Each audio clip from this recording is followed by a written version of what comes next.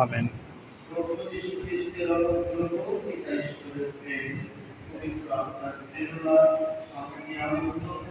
আপনাদের সবার মধ্যে বিরাজ করুন।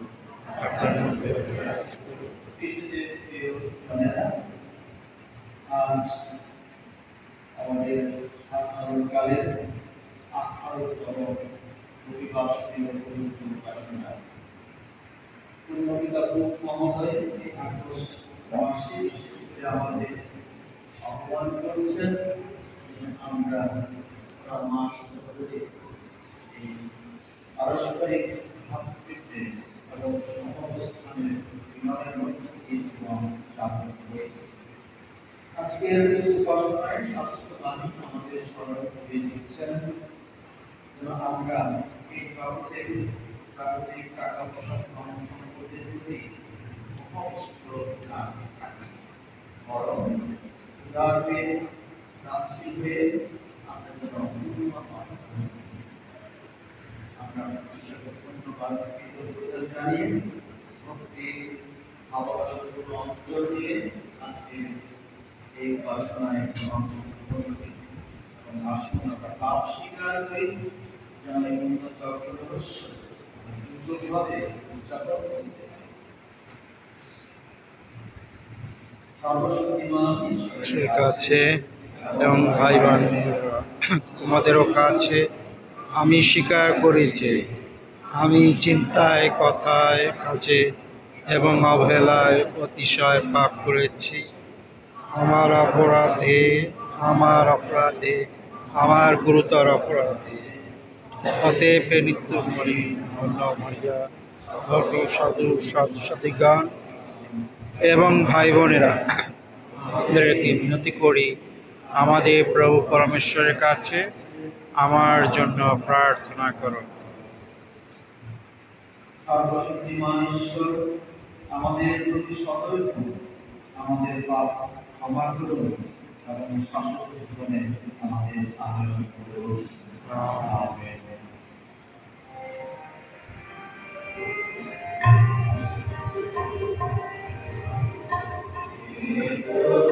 দয়া করো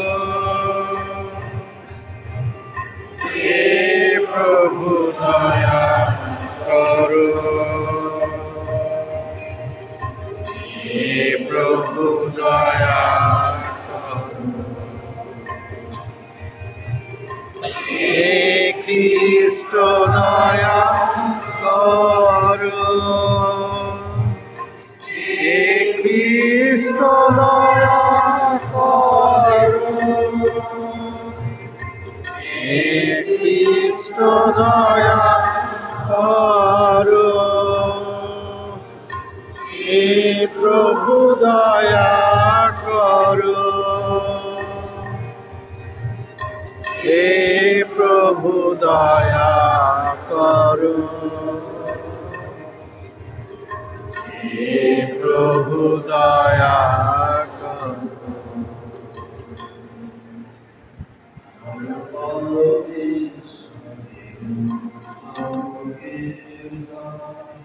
গোলকে শান্তি তার অনুগৃহীত ভক্তদের অন্তরে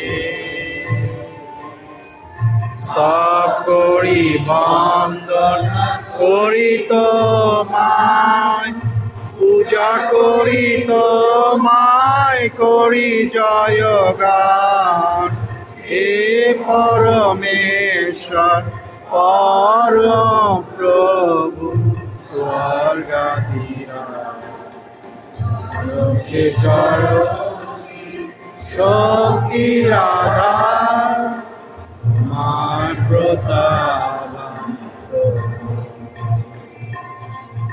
মহিমা প্রকাশে উদ্দেশ্যে তোমায় করি নমস্কার হে প্রভু যীশু খ্রিস্ট, অদ্বিতীয় পুত্র,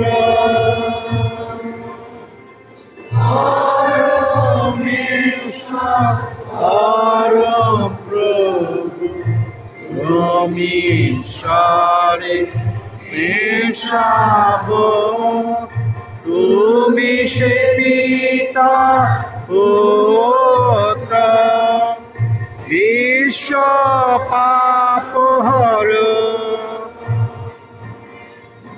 আমাদের দয়া কর বিশ্ব পাপহরণ শোনো আমাদের আহ্বান জনকেশ্বরে দক্ষিণ পাশে তুমি অধিষ্ঠিত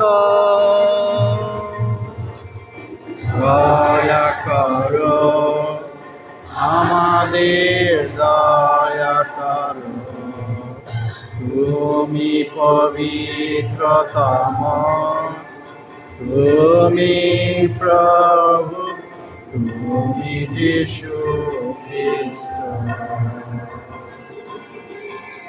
তুমি পরাৎপর পবিত্রতা সঙ্গে জনকেশ্বরে মহিমা উদ্দেশ্যে আমিন।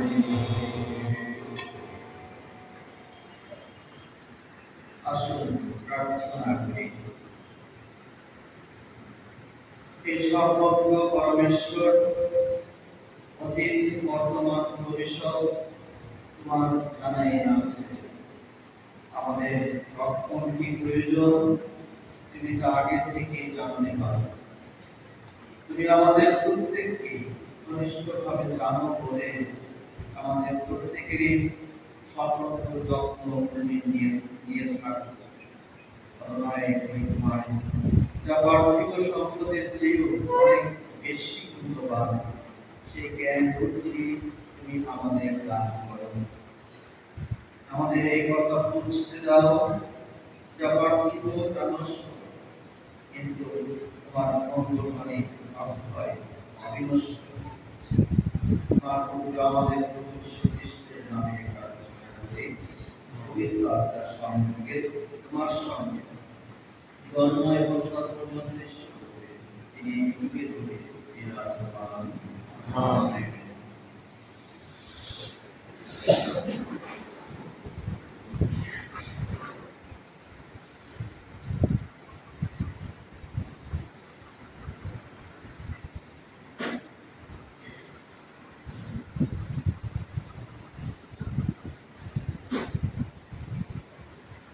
উপদেশকের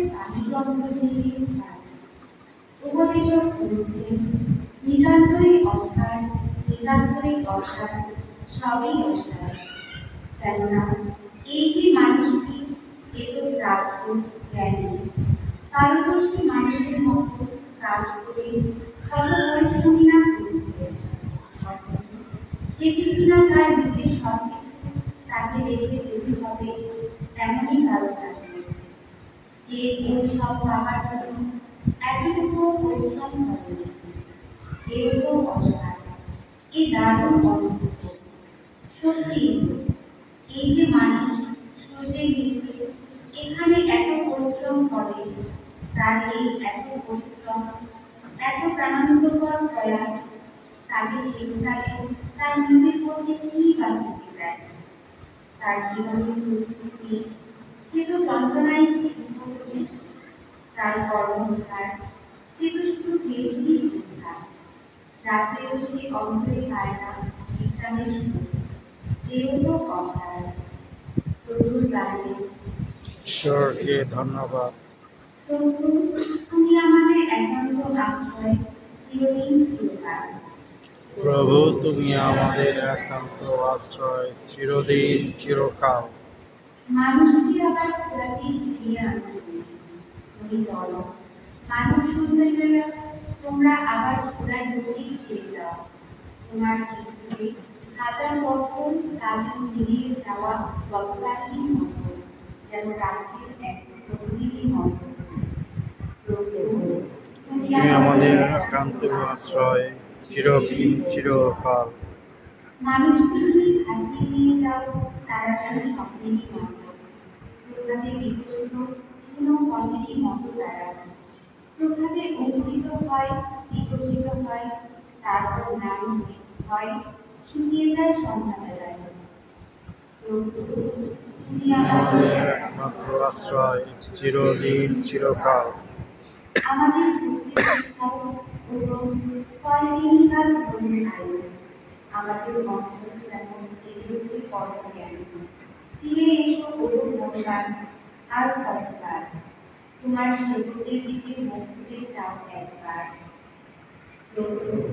তুমি আমাদের আমাদের একমাত্র আশ্রয়, চিরদিন চিরকাল। কোন প্রতি তোমার প্রেমে ফুলে উঠো আমাদের প্রাণ। আমরা যেন সারাদিন সুখে থাকি, আনন্দেই থাকি। প্রভু, ঈশ্বরের আনুগত্য আমাদের উপর যেন থাকে সারাক্ষণ। আমাদের সকল কাজ সার্থক করো ও সার্থক করো। প্রভু, তুমি তুমি আমাদের আমাদের একমাত্র আশ্রয়, চিরদিন চিরকাল।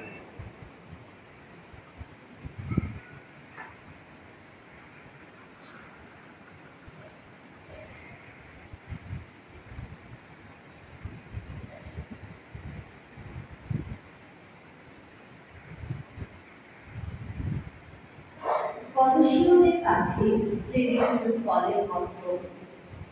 প্রিয়জনেরা, তোমরা যখন খ্রিস্টের সঙ্গে পুনর্থিত হয়েছ, তখন তোমরা সেই সব কিছু পেতে চেষ্টা করো যা রয়েছে ঊর্ধ্বলোকে। খ্রিস্ট তো এখন সেখানে ঈশ্বরের ডান পাশে সমাসীন হয়ে আছে।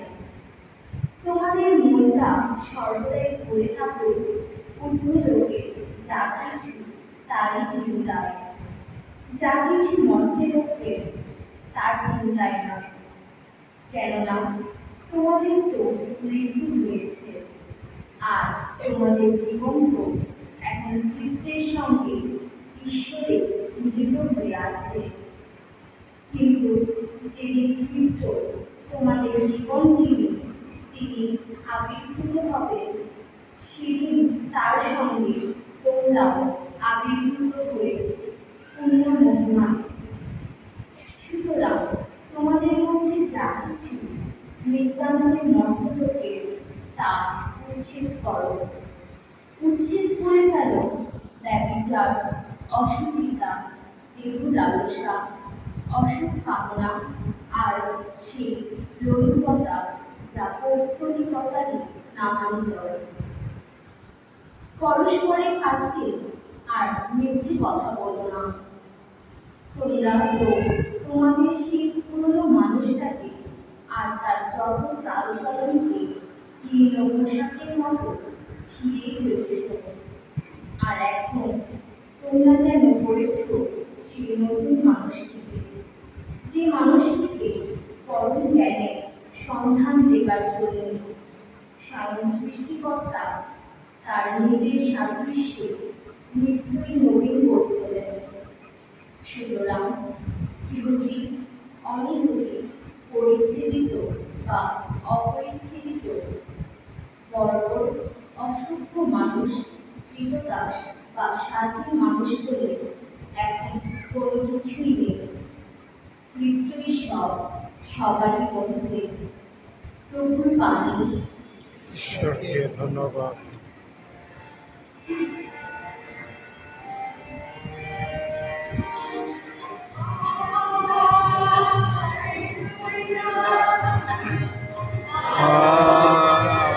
Hallelujah, hallelujah, hallelujah.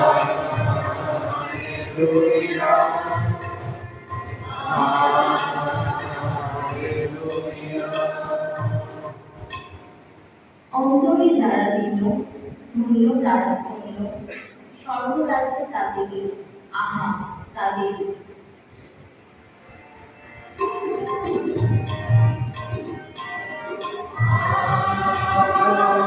Hallelujah, hallelujah, hallelujah,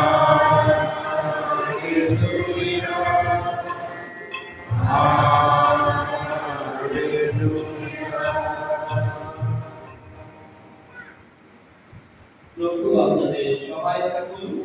আপনার সহায় থাকুন। সাধুরচিত মঙ্গল সমাচার থেকে পাঠ। হে প্রভু, তোমার মহিমা। যিশুর চারপাশে যুদ্ধ হয়েছে। দিনের মধ্যে থেকে হঠাৎ একজন দৃষ্টি করল, গুরু, আমার ভাইকে একবার বলো, সে যেন আমার প্রত্যেক শক্তির ভাগটা আমাকে দিয়ে দেয়। উত্তরে যিশু বললেন, বন্ধু, তোমাদের নিজেদের ব্যাপারে কোন বিচার বা নিষ্পত্তি করার অধিকার কে আমাকে দিয়েছে? তারপর তিনি সকলকে লক্ষ্য করে বললেন, সাবধান, সব রকম লোভের হাত থেকে নিজেদের বাঁচাও তোমরা। কেননা মানুষের অপর্যাপ্ত ধন সম্পদ থাকলেও তার জীবিত থাকা কিন্তু সেই সম্পদের উপর মোটেই নির্ভর করে না। যিশু তারপর লোককে এই উপমা কাহিনী শোনালেন। একজন ধনী ব্যক্তির জমিতে প্রচুর ফসল হয়েছিল। সে মনে মনে ভাবতে লাগলো, এখন আমি কি করি? আমার এই ফসল জমিয়ে রাখার মতো জায়গা তো আমার নেই। তখন সে নিজেকে বলল, একটা কাজ করা যাক, আমার যত গোলাবাড়ি আমি ভেঙে দিতে, তারপর সেখানে আরো বড় কয়েকটা গোলাবাড়ি তৈরি করি। সেখানে আমার যত শস্য যত সম্পদ আমি জমিয়ে রাখবো। তারপর নিজেকে বলবো, ওহে, তোমার তো অনেক সম্পদ জমা হয়েছে, অনেক অনেক বছরের মতো। এখন এটি বাড়ান করো, খাওয়া দাওয়া ভর্তি করো। কিন্তু ঈশ্বর তাকে বলেন, ওরে বলতো, আজ রাতেই যে তোর প্রাণটাকে তোর কাছ থেকে ফেরত চেয়ে নেওয়া হবে। তখন নিজের জন্য যা কিছু রেখেছিস তুই, সব কার হাতে গিয়ে করবে। ঈশ্বরের পর বললেন, যে লোক নিজের জন্য সম্পদ সঞ্চয় করে রাখে, অথচ ঈশ্বরের দৃষ্টিতে ঈশ্বরের দিকে চায়, তার সম্পূর্ণশালী ঘটে। প্রভুর মঙ্গল সমাচার।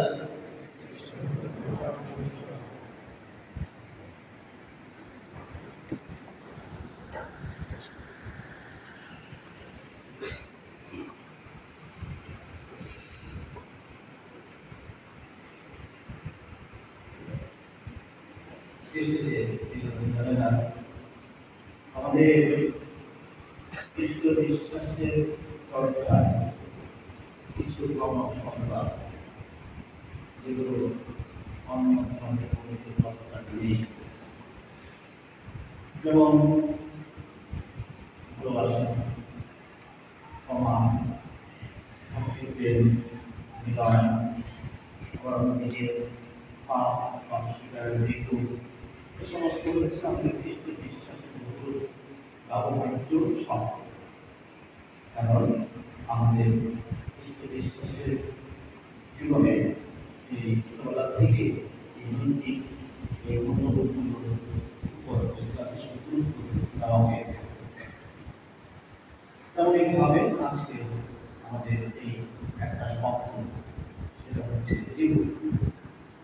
আমরা জানি যে 7টা রিভু আছে, এমনিতে 6টা রিভু, কিন্তু আমাদের খ্রিস্ট বিশ্বাসের জীবনে আমাদের 7টা রিভু আছে। সেই 7টা রিভু কি? এটা হলো অহংকার, লোভ, কাম, ক্রোধ, পেটুকতা, হিংসা, আলস্য। এবং আমাদের শিক্ষা দেওয়া হয় ছোটবেলা থেকেই যে এই সমস্ত ঋতুগুলোর বিরুদ্ধে আমরা যেন সেই গুণের চর্চা করি। এবং সেই গুণগুলো কি? অহংকারের বিরুদ্ধে আমরা যেন ধ্বংস করি। লোভ যেটা আছে সেই বিরুদ্ধে যেন আমরা উদার হই। কামের বিরুদ্ধে যেন আমরা আরো বেশি আত্মসংযমী হই। বুদ্ধির বিরুদ্ধে আমরা যেন মৃদুশীল হই। পেটুকতার বিরুদ্ধে আমরা যেন মিথ্যাচারী হই। হিংসার বিরুদ্ধে আমরা যেন ভাতৃত্বের মনোভাবের চর্চা করা এবং সে সাহসের বিরুদ্ধে আমরা পরিশ্রম। এই যে ঋতুটা হলো দুশ্মন, এটা একটা শত্রু, এটা হলো একটা প্রবৃত্তি, অর্থাৎ নিয়ন্ত্রণহীন একটা ক্ষমতা। এই ঋতু হচ্ছে অনেক পাপের ক্ষমতা। তাহলে আমাদের খ্রিস্ট বিশ্বাসের জীবনে এই সমস্ত মানবিক এই দুশ্মন বিরুদ্ধে আমাদের এই গুণের জন্য খুবই দরকার। আজকে শাস্ত্র পাঠগুলোতে বিশেষ করে বঙ্গ সমাজে আমাদেরকে এই সাতটা ঋতুর একটা ঋতু সম্বন্ধে সেটা হচ্ছে লোভ।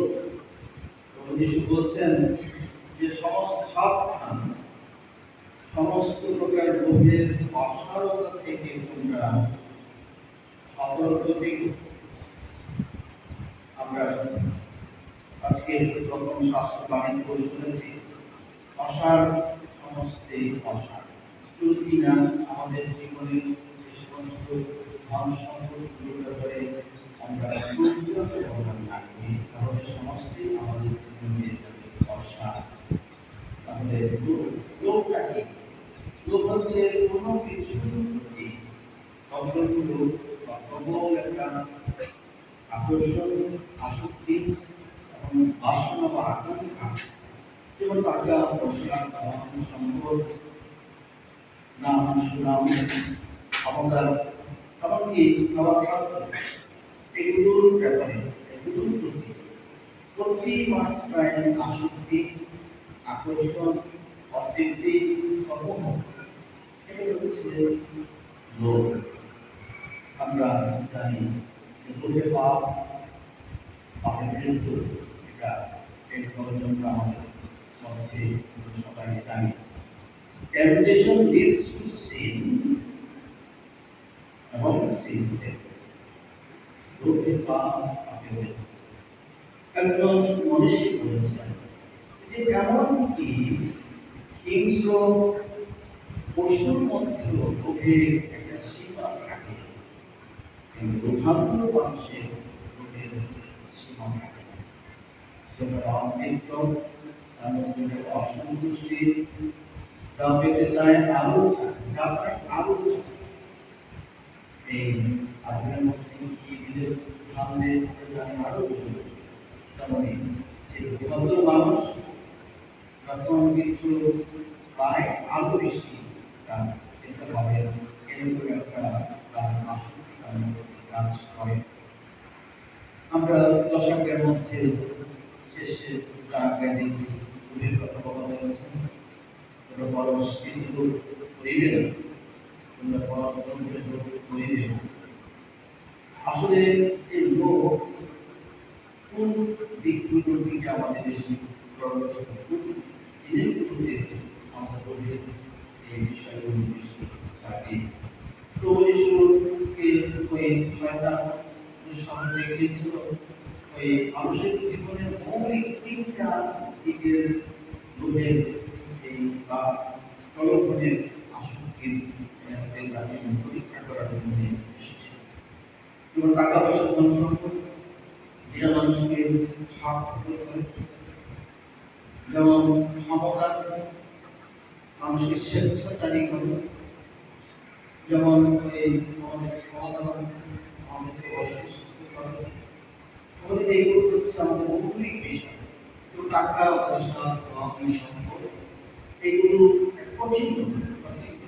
আর সাধারণত আমাদের জীবনের বাস্তবতার দিকে তাকালে আমরা দেখতে পাই, পরিবারের দিকে তাকালে দেখতে পাই, এই টাকা পয়সা, ধন সম্পদের প্রতি লোভের বশবর্তী সন্তানকে আমাদের মধ্যে সম্পর্ক নষ্ট, ভাই বোনের মধ্যে সম্পর্ক নষ্ট, বর্তমানে একটু কঠিনভাবে আমাদের দেখা যাচ্ছে। এবং টাকা পয়সা, ধন সম্পত্তিগুলো অনেক সময় আমাদের বিবেকহীন করে, ছোট কথায় সম্পর্ক নষ্ট করে, আমাদের আত্মবিদ্যুৎ করে, আমাদেরকে বিভিন্নভাবে আমাদের অন্যায় করতে প্ররোচিত করে।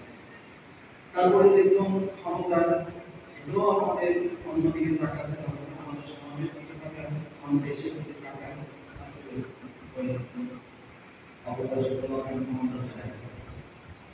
একটা জিনিস কি আমাদের বর্তমান জগতে একটা মনস্তাত্ত্বিকের ব্যাধিতে তৈরি হচ্ছে। আমি যখন আমি তখন তা করতে চাই না, তা থাকতে চাই না, ছাত্র থাকতে চাই না, শিশু থাকতে চাই না, আমরা অন্য কিছু চাই। এটি মনস্তাত্ত্বিক বর্তমান সমস্যা। অল্প বয়সে ছেলেমেয়েরা তারা ক্ষমতা চায় না, পড়াশোনা দুইটা মনস্তাত্ত্বিক সমস্যা। এগুলি আমাদের সবচেয়ে বড় বাংলাদেশের মতো পৃথিবীর কোনো দেশ নাই এই সবগুলা রাজনীতি করে আমাদের ক্ষমতা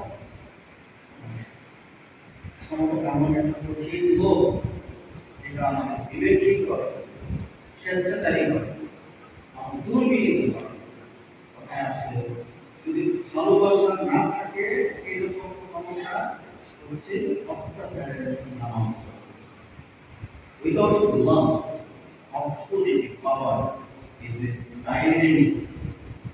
অর্থাৎ ভালোবাসা এই ক্ষমতা অত্যাচারের নাম। যখন ক্ষমতা পায় তখন টাকা পয়সা আগে, এবং যখন টাকা পয়সার প্রতি মানুষের আসক্তি জাগে আমরা দেখি যে তখন রাজনীতি হয়। মিথ্যা, অসত্য, অন্যায়, অবিচার এগুলো তাদের মধ্যে আমরা বিশেষ করে প্রকাশ। কথায় আছে যখন আকাশ কথা বলে তখন সত্য নীরব হয়ে যায়। সুতরাং এইগুলো হচ্ছে তারপরে দেখুন খাওয়া দাওয়ার প্রতি আমাদের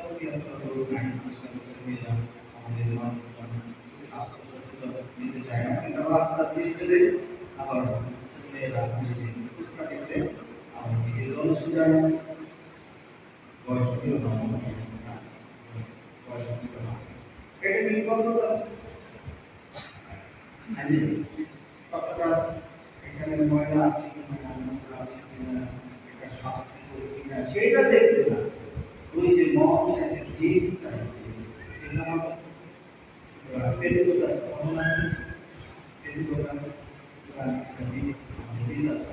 আমাদের আমাদের খ্রিস্ট সমাজে এই খাওয়া দাওয়ার প্রতি একটা লোক আসক্তি করব। আমাদের খ্রিস্ট সমাজে এটা খুব গর্বের একটা বিষয়। আমরা এটাকে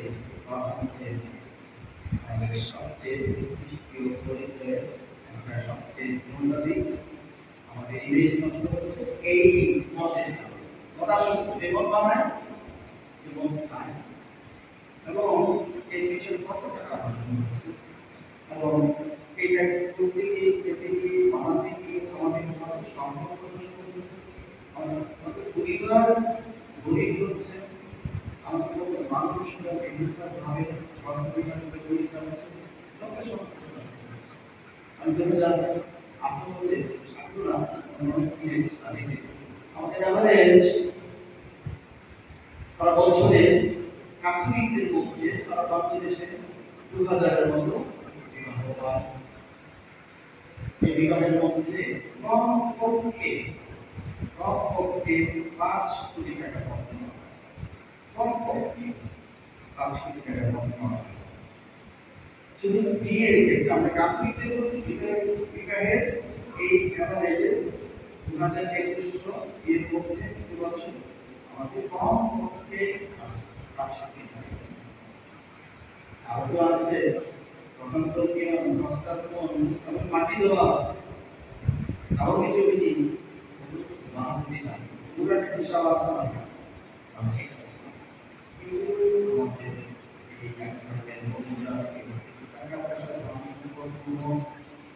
আমাদের যে খাওয়া দাওয়া এগুলো রাজনৈতিক এই সমস্যার প্রতি আমাদের আসক্তি কিভাবে আমাদের জীবন থেকে নষ্ট করেছে। কৃষিদের প্রিয়জনরা আমাদের বিভিন্ন স্বাস্থ্য পাখি বিশেষ করে বিভিন্ন চিঠিগুলোতে মানুষ সমাচারের এবং বিভিন্ন চিঠিগুলোতে আমাদের এই রোগের সম্বন্ধে সতর্কবাণী দিচ্ছেন।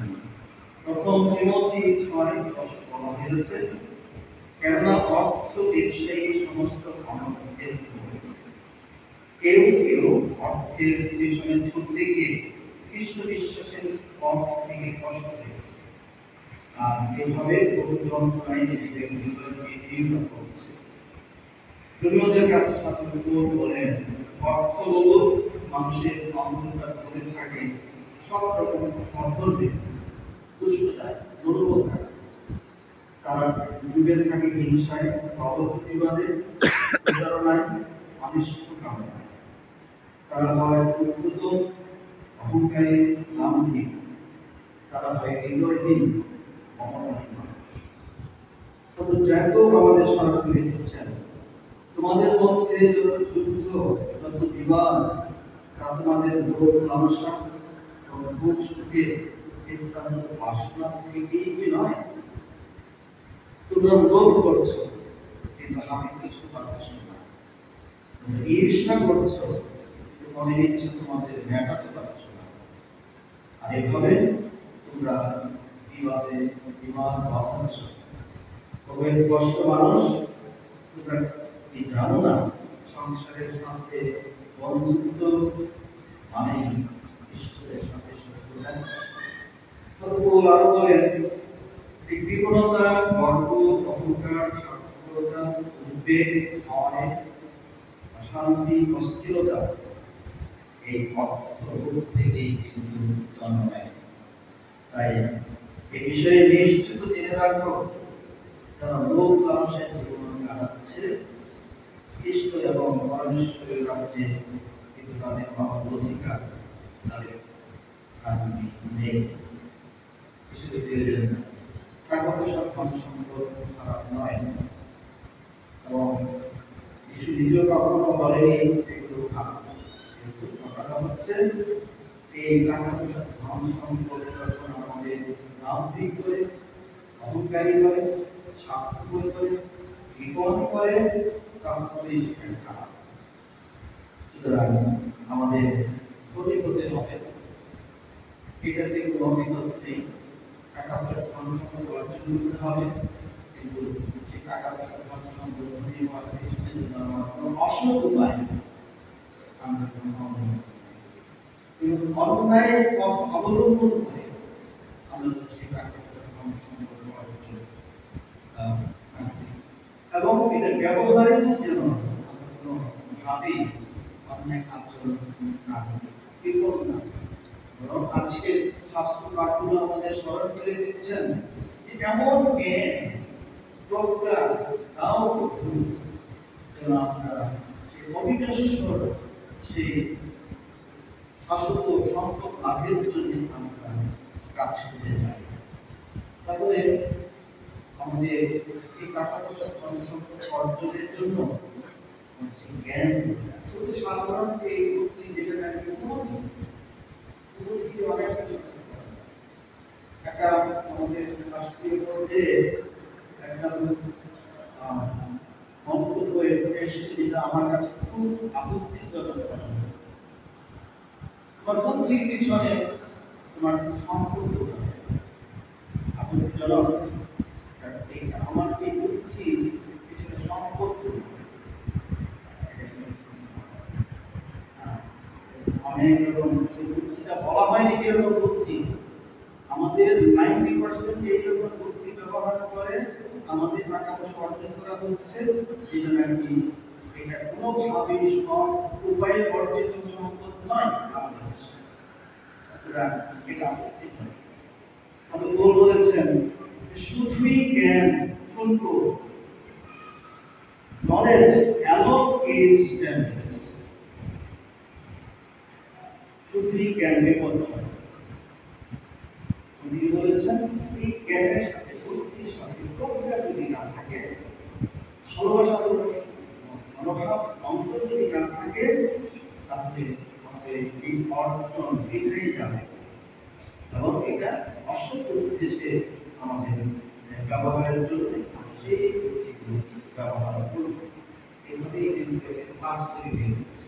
ওই হচ্ছে খুবই খারাপ একটা বাস্তবতা। সুতরাং বলা হয় ধনী হওয়া দরকার, কিন্তু অবশ্যই যেন আমরা ধানাসক্ত না হই। সুতরাং আমাদের ধানাসক্ত করে কখন, যখন আমরা আমাদের সঠিক আদর্শ, আদর্শ জ্ঞান, বিশেষ করে অন্যান্য যে সমস্ত আমাদের প্রজ্ঞাধিকার আছে, আমরা আমাদের ধানাসক্ত করি এবং এভাবে আমাদের জীবনের এই যে প্রতিষ্ঠিত হয়েছে, আমাদের ওই জগতের পার্থিব ধন সম্পদের প্রতি আমাদের যদি আসক্তি থাকে, সম্পর্কে বৈশ্বিক জ্ঞান ব্যবহার না হয় তাহলে আমরা সততা। আজকে প্রভু যিশু যে উপমানটি বলেছেন দিয়েছেন লোভের ব্যাপারে পৃথিবীর ইতিহাসে আমার জানা নেই, কারণ যদিও আমরা এর যে ভালো এর যে উত্তম উদাহরণ বা উপমা আছে কিনা, তবুও আমাদের আলোকিত হওয়ার জন্য আমরা ওই গল্পটা জানি। আর একটু আলোকিত হওয়ার জন্য how much time does a person require? একজন ব্যক্তির জন্য কতটুকু সম্পদ দরকার? একজন লোক রাজার কাছে বেশি কিছু জমি প্রার্থনা করছে, তবে রাজা বলল ঠিক আছে, সূর্যোদয় থেকে সূর্যাস্ত পর্যন্ত তুমি যতটুকু জমি ঘুরে আসতে পারবে পুরো জমিটাই তোমাকে দাও। তিনি সূর্যোদয় থেকে দৌড়তে শুরু করলেন এবং সূর্য মাথার উপরে ভাবলেন এখন ঠিক হবে। আবার রক্ষণে দেখলেন সামনে বেশ ভালো আর দূর করে চলে গেছে, আবার এক পর্যায়ে তিনি ঠিক দিতে শেষের দিকে যখন সূর্য অস্ত যায় আরো নতুন জমে গেছে বলছেন যেন ওই ঠিক সময় তিনি রাজার কাছে পৌঁছতে পারেন। তখন তিনি যখন রাজার কাছে এলেন পণ্ডিতই করলেন মৃত্যু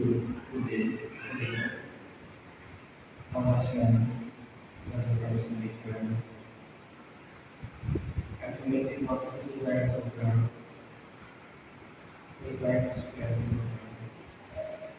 কিছুদিন পেয়েরা শয্যাশায়ী ব্যক্তি আত্মীয় স্বজনরা বলছে তিনি কি রেখে গেলেন, কারণ তিনি মারা যাবেন স্বর্গদূতদের পাঠিয়েছেন। স্বর্গদূতেরা শুনে বলছে তিনি নিয়ে যাচ্ছেন। আমাদের জানি যে সম্রাট আলেকজান্ডার তিনি বিশ্বজয় করেছেন। মরার আগে তিনি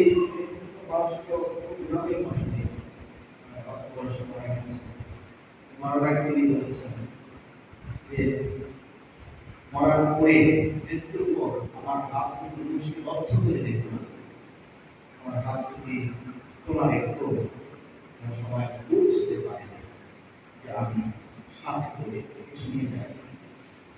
খ্রিস্টের প্রিয়জনেরা আমরা কেউ জগতে মহানন্দ নিয়ে আসি, আমাদের কি নিয়ে যাবো, কি নিয়ে যাবো, অবশ্যই কিছু দেখতে যেতে হবে। এমন কিছু দেখতে যাবো না মানুষ শুনতে বলবে না এটা সেটা খারাপ চলবো না, এটাও দেখে যেতে হবে। এটাই আমাদের জন্য বড় কারণে দিয়ে দেওয়ার জন্য সম্ভব। তার জন্য এই জগতে টাকা পয়সা ধন সম্পদ এগুলো লাগবে, এগুলো অর্জন করতে হবে, আমাদের ধনী হতে হবে। ধনী হওয়ার জন্য পরিশ্রম আবশ্যক। এখন এই ধনী হওয়ার পিছনে মানা সত্ত্বেও এই মানসিক আমাদের আমাদের শিক্ষা, উদারতা, দানশীলতা, পরোপকার, অন্যের সেবা, এইগুলোর ক্ষেত্রের জন্য আমরা করতে পারি। এইভাবেই আমরা এই পরকালের জন্য আমরা কিছু করার জন্য করতে পারি। আজকে এই স্বাস্থ্য কার্ডগুলো স্মরণ করে দিচ্ছেন এই বিষয়গুলোর মধ্যে অর্থনৈতিক জীবনে আসক্তি ত্যাগ করে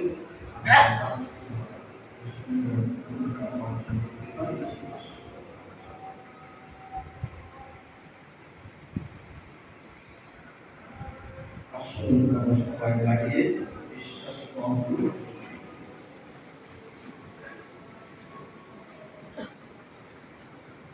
এক পরমেশ্বর সর্বশক্তিমান পিতা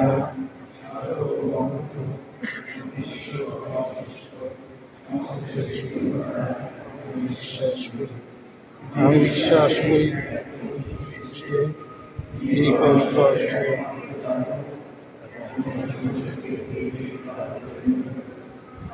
ঈশ্বর হতে পরমেশ্বর, জ্যোতিতে থেকে জ্যোতি ঈশ্বর, তিনি জাত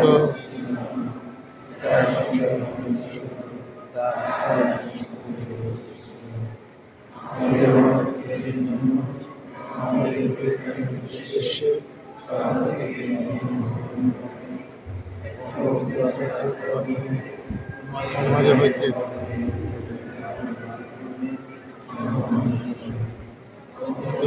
শাসনকালে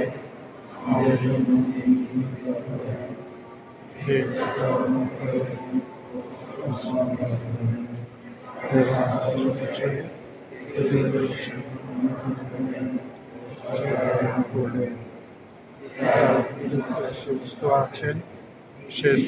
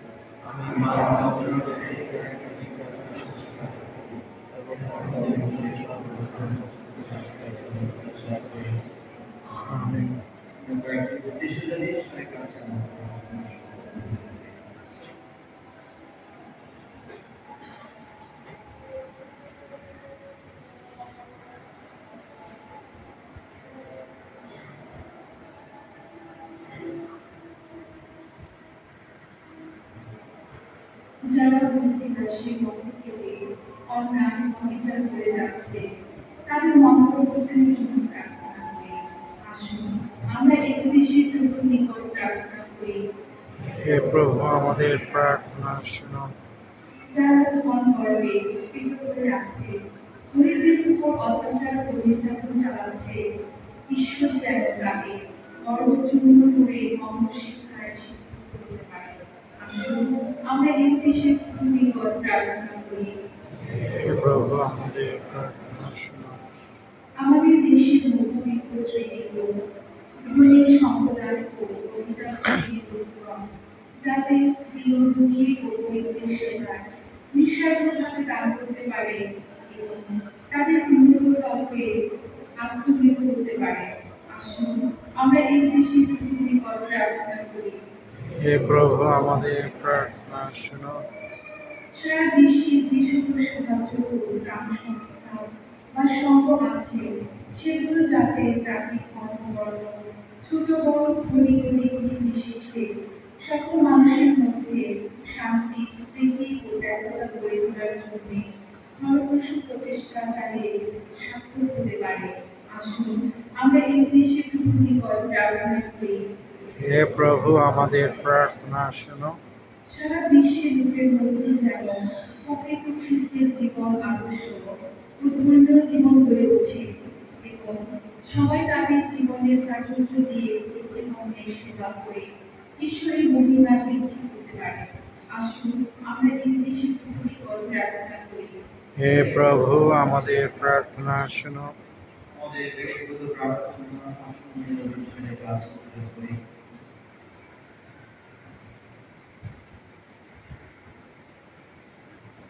স্বর্গীয় পিতা, আমরা লোকের বিশ্বাস নিয়ে ঈশ্বর প্রার্থনা তোমার চরণে রেখেছি। তুমি তার শরীরে গ্রহণ করো, প্রার্থনা করি প্রভু যীশু খ্রিস্টের নামে, আমেন।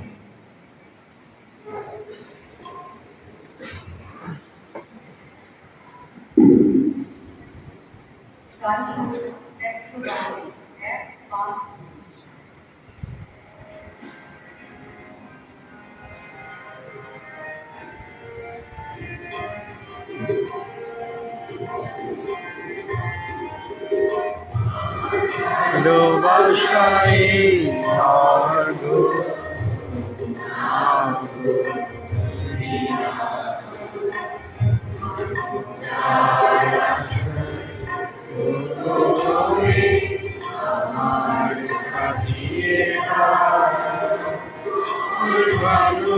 ভাষারে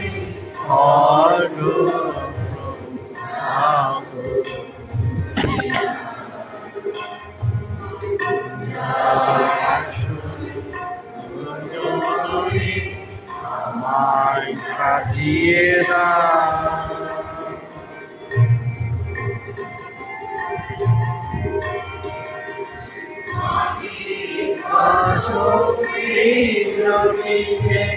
শাশ্বত তুমি করেছ, মাটির বাসন এই রোগীকে শাশ্বত তুমি করেছ।